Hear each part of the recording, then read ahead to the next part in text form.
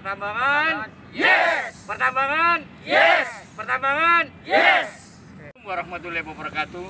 Waalaikumsalam warahmatullahi wabarakatuh. Selamat siang bagi mereka yang beragama non-Islam. Kita mengucapkan syukur alhamdulillah sebagai umat yang beragama. Hari ini saya di lokasi Semen Indonesia yang ada di Tuban. Di samping kanan kiri saya, ya, beliau-beliau ini adalah merupakan orang lapangan yang membuat, ya, semua yang ada di sini penambangan, masalah operasional, juga masalah reklamasi, juga ada teman dari ketua komunitas, ya, dan penambang juga ada dari Pak Adi, juga dari Pak Poyo. Semuanya akan memberikan penjelasan sesuai teknik mereka, sesuai kemampuan beliau-beliaunya itu. Di samping kanan kiri saya nanti akan memberikan diri sekaligus satu pertanyaan untuk beliau semua. Baik, saya mulai dari Pak Eko. Baik, juga nanti disambung dari beliaunya Pak Saifuddin, dari Pak Adi, kemudian dari Pak Jenengan, kemudian Pak. Baik, para pemirsa di seluruh provinsi di Indonesia, 34 provinsi dan 561 kabupaten kota. Pertanyaan saya, sampai sejauh mana tentang dunia tambang yang ada di Indonesia, khususnya ada di Jawa Timur. Beliau-beliau ini para pakar yang akan menjelaskan sesuai ahlinya. Silakan Pak Eko. Baik, terima kasih Pak. Jadi dunia tambang atau industri tambang sangat menarik menurut saya, dan memang secara prosesnya memang kegiatan tambang ini memang sementara bersifat sementara Pak. Karena kenapa bersifat sementara? Bagaimana kalau kita sudah selesai melakukannya, ketika tambang itu sudah selesai, kita harus mengembalikan lagi gitu loh, dengan rona akhir yang harusnya lebih baik dibanding rona awalnya. Seperti yang kita datangi di sini di lokasi area reklamasi pabrik Tuban, tambang pabrik Tuban, bahwa dulunya rona awal tambang kita di sini itu lahannya gersang, kering, dan hanya ditanami dengan semak-semak belukar. Ketika selesai kita tambang, area tambang pabrik Tuban kita ini menjadi kawasan hutan, Pak. Yang tadinya semak-semak belukar tandus, kita rubah menjadi semak belukar. Nah, arti dari bersifat sementara, jadi ketika lahan tersebut sudah selesai kita tambang, itu nanti kita kembalikan lagi. Jadi jangan khawatir. Jadi industri tambang tersebut apabila kita lakukan dengan berkomitmen, dengan melakukan kaidah-kaidah teknik pertambangan yang baik, dengan melakukan kegiatan reklamasi, revegetasi lahan selesai tambang, daerah tambang yang tadinya seperti rona awal itu bisa kita kembalikan, kita sulap menjadi lebih baik dibanding rona awalnya. Seperti yang kita lihat di saat ini, kita berada di area Arboretum Bukit Daun. Ini adalah area reklamasi yang sudah selesai kita tambang, yang kita koleksi dengan tanaman-tanaman langka. Ada 10 jenis tanaman langka di sini dengan beberapa jenis koleksinya. Ini untuk meningkatkan keragaman atau keanekaragaman hayati di area reklamasi pasca tambang kami. Jadi teman-teman di industri tambang di Indonesia pada umumnya, jadi ayo kita lakukan kegiatan tambang dengan bijak, dengan ramah lingkungan, dengan melakukan kegiatan reklamasi pasca tambang, sehingga area lahan selesai tambang yang Bapak Ibu yang kita cita-citakan bersama pemerintah dapat kita wujudkan menjadi pasca tambang yang bermanfaat untuk ekonomi, sosial, dan lingkungan. Mungkin itu Pak. Baik, luar biasa. Pak Eko cukup tegas, lugas, dan padat, tidak bertele-tele menjelaskan tentang keahliannya yang sekarang dipercaya oleh pemerintah di semen yang ada di Tuban. Berikut di samping kanan saya ada yang tidak asing lagi, Pak Saifuddin sebagai ketua komunitas dan pemerhati tambang di Jawa Timur. Monggo Pak Eko. Ya, terima kasih Pak Agung.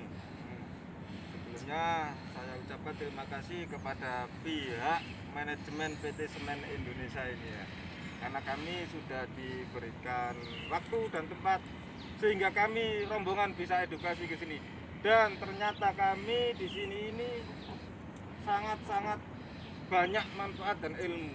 Yang pertama saya mau bicara umum. Ternyata penambangan itu tidak mengerikan seperti yang selama ini didengung-dengungkan oleh semua pihak yang nggak paham akan tambang. Itu yang pertama ya. Buktinya apa? Setelah ditambang, area-area ini sekarang jadi penghijauan, kayak taman di tengah kota. Malah lebih bagus ini. Ada view-nya yang menarik, ada apa itu, hewan-hewan, dan Untuk wisata. bisa untuk wisata juga. Itu yang pertama. Dan yang kedua, mudah-mudahan kami, forum dan anggota kami bisa melaksanakan seperti yang di sini. Karena apa? Menurut hemat kami, pengerjaan seperti ini loh ternyata nggak mahal dan nggak susah. Yang penting niat aja dulu. Makanya RKAB selalu kita serukan jangan dibuat tidur, karena RKAB itu rencana bagian dari pekerjaan kita yang akan datang. Jadi setelah selesai kita itu mudah untuk mereklamasinya kayak gini ini. Dan tak rasa semua orang bisa kalau memang kayak gini ini. Yang penting itu tadi niat, dipikir dari awal. Jadi saya berharap pada teman-teman semua penambang, khususnya anggota Forkompeta, mudah-mudahan dengan adanya kami studi banding di sini ini semua pengalaman dari Semen Indonesia bisa ditularkan kepada anggota semua, dan sesuai dengan harapan kami bisa mewujudkan kaidah pertambangan yang baik dan benar itu bagaimana, sehingga ke depan kita ya nggak menyulitkan pemerintah, ya nggak merusak lingkungan, terus sama-sama enak, diuntungkan semuanya. Saya kira itu dari saya, Pak Agung. Jadi intinya pertama, penambangan itu ternyata tidak mengerikan. Nah, yang kedua, reklamasi kayak gini nih nggak mahal biayanya, asalkan diniati dari pertama kita baik. Terima kasih Pak Agung. Baik, begitu pemirsa. Selanjutnya kepada beliau Pak Poyo yang Terima tidak kasih. dikenal lagi. Ya, Terima kasih. beliau ahli. Pemirsa yang saya hormati, jadi banyak orang itu khawatir akan tambang. Tetapi dalam kehidupan sehari-hari kita itu hidup bersama tambang. Jadi mau kita buat rumah semua bahan dari tambang. Kita senang perhiasan, peralatan masak juga dari tambang. Jadi seperti dikatakan Pak Ketua, jangan khawatir dengan tambang. Tambang itu adalah kegiatan antara dari satu kondisi ke kondisi yang lain. Jadi perlu saya sampaikan, di Semen Indonesia ini sejak belum berdiri saya sudah banyak terlibat di sini. Waktu persiapan penyusunan AMDAL, dulu masyarakatnya juga khawatir nanti akan terjadi dampak air tanah dan lain-lain. Nah, ternyata apa? Setelah berjalan, lingkungan tidak rusak, menjadi baik, masyarakat juga mendapatkan manfaat yang sangat besar. Pembangunan semen ini tidak masyarakat Tuban saja, tapi masyarakat seluruh Indonesia bisa memanfaatkan semennya. Masyarakat di sini saya kira dengan adanya kegiatan tambang ini sangat diperhatikan, diberi fasilitas untuk bisa berinteraksi dan berusaha di sekitar tambang. Kemudian kekhawatirannya terhadap air tanah dengan teknik penambangan yang benar seperti yang dilakukan Semen Indonesia, bahwa penambangannya itu di atas permukaan air tanah di daerah ini tidak berkurang tetapi makin bertambah potensinya. Ya Pak Eko? Betul. Karena apa? Karena memang di sini airnya tidak ada yang menjadi run off keluar dari lokasi tambang. Semua air hujan meresap ke dalam tanah. Jadi potensi air tanah di sini ini menjadi tambah banyak. Ya ini juga bermanfaat karena air tanah tidak diam, dia akan mengalir. Ini bermanfaat untuk masyarakat Tuban. Jadi yang dulu kekhawatiran akan matinya mata air, akan hilangnya air tanah, itu tidak terbukti, malah menjadi makin besar. Kemudian jangan khawatir bahwa nanti akan terjadi longsor, karena setiap penambangan yang benar akan ada yang namanya akhir tambang. Akhir tambang itu kalau di sana yang jauh di sebelah timur itu akan dibentuk terasering. Terasringnya apa, ukurannya berapa, sesuai dengan kondisi lokasinya. Jadi pamannya pasir, oh ya mungkin ini lebih landai. Karena ini batu gamping, ini akan lebih terjal lagi. Jadi ini sudah secara teknis yang benar. Jadi para pemirsa dunia tambang dan masyarakat tidak perlu khawatir dengan adanya tambang. Tambang itu adalah kegiatan antara dari kondisi satu ditambang, kan waktu ditambang kelihatan rusak, tapi akan dikembalikan menjadi bahkan mungkin lebih baik. Saya kira itu yang perlu kita perhatikan dan tidak perlu kita khawatirkan. Tambang akan bermanfaat bagi kehidupan kita dan kita butuh. jadi kita butuh. Yang perlu dibicarakan, jangan oh tidak setuju, belum tahu langsung tidak setuju. Terima kasih. Assalamualaikum warahmatullahi wabarakatuh. Terima kasih Pak Poyo. Berikutnya kepada Pak Ardi selaku manajer operasional di Semen Indonesia. Monggo Pak Ardi. Terima kasih rekan-rekan sekalian pemerhati tambang di dunia pertambangan. Kami Semen Indonesia senantiasa untuk selalu berkomitmen, selalu mematuhi segala regulasi di dunia pertambangan, baik itu dari hulu sampai dengan hilir, mulai dari sistem operasional, mulai dari reklamasi, K3 dan juga kesehatan. Semen Indonesia selalu berkomitmen untuk melaksanakan ini semua, dan juga kami dari Semen Indonesia mengajak pada rekan-rekan pemerhati pertambangan maupun pelaku usaha pertambangan dimanapun berada untuk mari kita bersama-sama tetap berkomitmen menjaga lingkungan pertambangan kita mulai dari hulu sampai ke hilir agar senantiasa sesuai dengan regulasi dari Kementerian ESDM maupun dari pemerintah dan juga dari negara Republik Indonesia. Sama seperti yang disampaikan oleh bapak-bapak sebelumnya, apa yang kami terapkan di Semen Indonesia ini bukanlah hal yang sulit. Kami yakin kita semua sebagai pelaku usaha pertambangan memiliki sumber daya yang cukup, memiliki kompetensi yang cukup untuk melaksanakan kegiatan penambangan yang baik dan benar sesuai dengan kaidah pertambangan yang baik dan benar. Asalkan kita semua memiliki komitmen, memiliki kesungguhan dan juga senantiasa untuk taat atas segala administrasi maupun peraturan-peraturan yang sudah diberikan oleh pemerintah. Itu saja dari saya. Terima kasih Bapak. Ya. Baik, pemirsa, yang terakhir Pak Haji yang sudah begitu banyak pengalamannya, terutama memberikan bimbingan teknis di mana saja. Silakan Pak Haji memberikan wawasannya. Ya, terima kasih Pak Agung. Para komunitas dan pemerhati tambang khususnya di Jawa Timur dan umumnya komunitas dan pemerhati tambang di seluruh Indonesia, salam sejahtera dan selalu dalam keadaan sehat walafiat. Jadi bapak-bapak pemirsa yang saya cintai, perlu dipahami bahwa di dalam suatu sistem penyelenggaraan ataupun pembangunan yang terkait dengan kegiatan pertambangan, maka di sini ada beberapa stakeholder, baik dari pemerintahnya, dari penambangnya, masyarakat, tokoh masyarakat.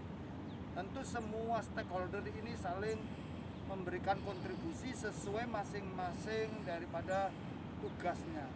Jika masing-masing stakeholder ini bisa berfungsi secara tepat sesuai tugasnya, maka saya yakin bahwa kegiatan tambang akan memberikan kontribusi yang sangat positif.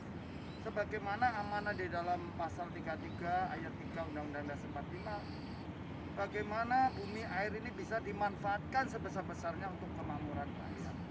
Oleh karena itu, di sini masing-masing stakeholder sudah punya peranan. Misalnya, pemerintah sebagai pihak regulator yang menerbitkan aturan-aturan ataupun pedoman-pedoman, yang mempunyai perangkat yang salah satunya itu inspektur tambang yang bertugas melakukan pengawasan ataupun pejabat yang ditunjuk terkait dengan pengawasan tata kelola, memastikan bahwa pelaksana di lapangan yaitu para penambang bisa melakukan kaidah teknis pertambangan yang baik ataupun tata kelola yang baik. Ini salah satu stakeholder. Stakeholder yang lainnya adalah para penambang seperti Semen Indonesia. Semen Indonesia punya tugas bagaimana memastikan bahwa pelaksanaan di lapangan sesuai dengan kaidah pertama yang baik, baik teknisnya maupun tata kelolanya. Nah, sehingga inilah yang disebut satu pembagian tugas. Masyarakat yang ada di sekitarnya mempunyai tugas melakukan pengawasan secara eksternal, membantu pemerintah untuk memastikan bahwa penambang melakukan kegiatan yang benar sesuai pedoman atau aturan yang telah ditentukan oleh pemerintah. Kemudian begitu pula tokoh-tokoh masyarakat. Yang jadi persoalan ketika tambang ini masing-masing stakeholder tidak berfungsi sesuai fungsinya, sehingga akan terjadi di situ ada persoalan-persoalan atau permasalahan-permasalahan. Sehingga kita kembalikan ke lagi bagaimana semua stakeholder ini memahami dengan tugas tanggung jawabnya dengan baik. Saya yakin kalau ini terjadi, maka kegiatan tambang di Indonesia, khususnya di Jawa Timur, sangat memberikan manfaat kepada masyarakat seluas-luasnya sebagaimana amanah di dalam pasal 33 ayat 3 Undang-Undang Dasar 45. Inilah menjadi tujuan final kita. Ya, karena ini Undang-Undang Dasar 45 menjadi fondasi daripada negara NKRI ini, Negara Kesatuan Republik Indonesia. Saya kira itu Pak Agung. Jadi yang penting adalah memahami dengan tugas masing-masing. Terima kasih. Baik, pemirsa, demikianlah dari para ahli, tidak hanya keilmuan, tapi mereka langsung beliau ini turun ke lapangan. Jangan lupa dari 5 narasumber ya, di-share kemana saja karena ini banyak manfaat terutama bagi para pengusaha yang bergerak di bidang pertambangan. Sampai di sini saya Agung Santoso sebagai Ketua Forum Komunikasi Pemimpin Redaksi Media di Jawa Timur bersama Pak Eko, bersama Pak Saripudin, bersama Pak Poyo, bersama Mas Ardi, dan bersama Pak Adi mengucapkan terima kasih atas perhatiannya dan salam pertambangan. Salam pertambangan.